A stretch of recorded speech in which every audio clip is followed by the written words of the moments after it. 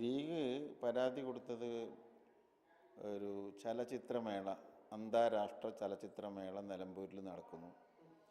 ആ ചലച്ചിത്രമേളയുടെ ഉദ്ഘാടന ചടങ്ങ് പൊലിപ്പിച്ച് നടത്തുന്നു.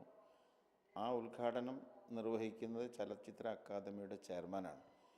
അതിൻ്റെ അർത്ഥം കേരള ഗവൺമെൻറ് നിയോഗിച്ച ഒരു അക്കാദമിയുടെ ചെയർമാൻ നേരിട്ട് അവിടെ നടക്കുന്ന ചലച്ചിത്രമേള ഉദ്ഘാടനം ചെയ്യുക. അതിൽ അപാകതകളൊന്നുമില്ല.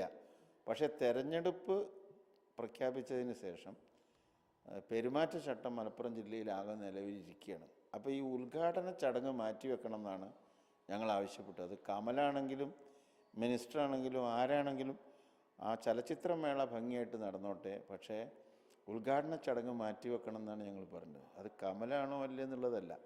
കമൽ എന്നുള്ള വ്യക്തിക്ക് അവിടെ യാതൊരു സ്ഥാനവുമില്ല. അദ്ദേഹം ചലച്ചിത്ര അക്കാദമിയുടെ ചെയർമാനാണ്, ഒരു ഗവൺമെൻറ് സ്പോൺസേഡ് കമ്പനിയാണ്. അപ്പോൾ സ്വാഭാവികമായിട്ടും ഗവൺമെൻറ്റിൻ്റെ ഈ ഇടപെടൽ ഈ പെരുമാറ്റച്ചട്ടത്തിൻ്റെ ലംഘനമാകും എന്നതുകൊണ്ട് നടപടിയെടുക്കണമെന്ന് ഞാൻ കലക്ടർക്ക് എഴുതി കൊടുക്കുകയാണ് ചെയ്തത്.